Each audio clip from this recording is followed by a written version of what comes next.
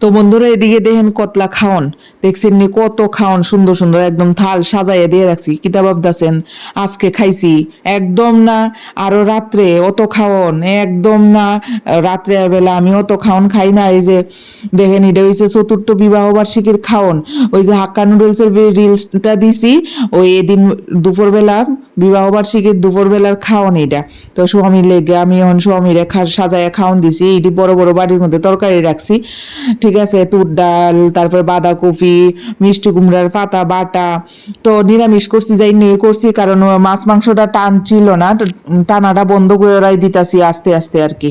তো যাই হোক এদিকে দেখেন থাল সাজাই দিছি সুন্দর কইরা। যতই যাই হোক হাইকোর্টের নির্দেশ, স্বামীর সেবা যত্ন। হাইকোর্ট মানে সৃষ্টিকর্তার নির্দেশ, স্বামী হইছে ভগবান। তো এই যে ভগবানের খাওয়ান নিবেদন করলাম, তো স্বামীর পরমেশ্বর মানতে হয়।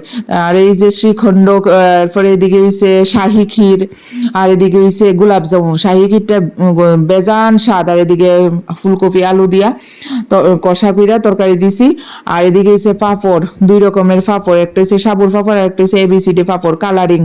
তো যে যাই কোন যতই ঝগড়া থাকুক যতই যাই থাকুক, আমি আমার স্বামীরে কিন্তু বেজান ভালো পাই বন্ধুরা, বেজান ভালো পাই। তো কি আর করবো, যতই যুদ্ধক্ষেত্র যাই হোক কিছু করার নাই, আমার ভাগ্যটারে তো আমি মাইনা নিছি।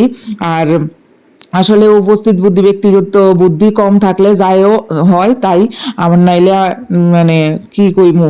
তো যাই হোক এদিকে সাজাইয়া খাওয়ান দিয়ে লাইছি, আর এদিকে দেখেন আমার মাইয়ারে খাওয়ান দিছি। মায়া তো খাওয়ান পাপড় ফাইয়া তো বাকি খাওয়ানোই বিল্লা গেছে গা, এদিকে খাইতে